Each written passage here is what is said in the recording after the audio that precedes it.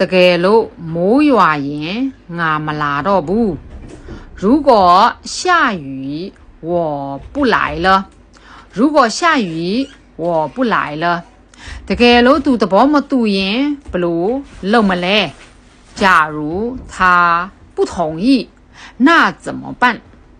假如他不同意那怎么办假如နေရာမှာ如果ထည့်ရင်လည်းရတယ်如果他不同意那怎么办ဆိုရင်လည်းရတယ်တကယ်လို့သူမလာရင်ကျွန်တော်လည်းမသွားတော့ဘူးတကယ်လို့သူမလာရင်ကျွန်တော်လည်းမသွားတော့ဘူးဆိုရင်假使他不来我也不去了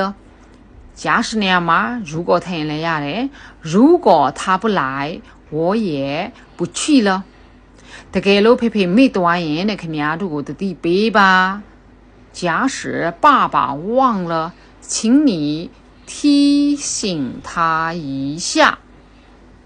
假使爸爸忘了请你提醒他一下ဖေရစီတော့ဖို့မိသွားရင်ခင်ဗျားတို့ကိုတတိပေးလိုက်ပါနော်တကယ်လို့သူမမေးရင်ကျွန်တော်လည်းမပြောတော့ဘူး假如他不问问ဆိုတာမေးတာလေနော်假如他不问我也不说了假如他不问我也不说了ဒီနေရာမှာ如果ထည့်လိုက်ရတယ်လေ如果他不问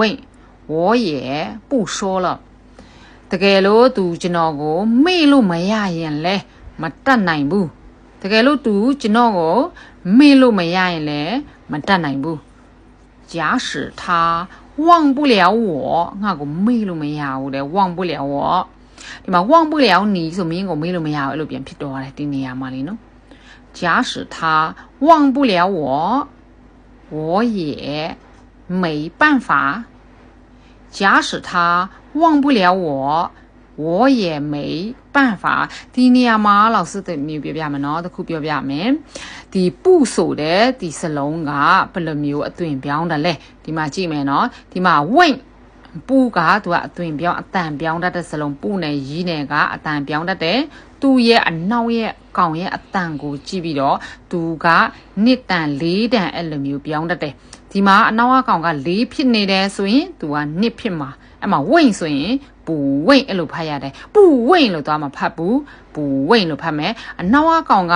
တိအတန်ရှောလို့ဖြစ်နေတယ်ဆိုရင်သူကပူရှောအဲ့လိုမျိုးသူများနဲ့ကိုစန့်ကျင်လောက်ချင်တာဒီပူဆိုတဲ့စကလုံးနဲ့ရီးဆိုတဲ့စကလုံးเนาะဒီမှာရှာဆိုရင်သူကရီးရှာအဲ့လိုမျိုးပြန်ဖြစ်သွားတယ်เนาะသူတို့နှစ်ခုကတူတယ်ဒီမှာပူရှောဒါကပူဝင့်အတန်ပြောင်းတယ်เนาะ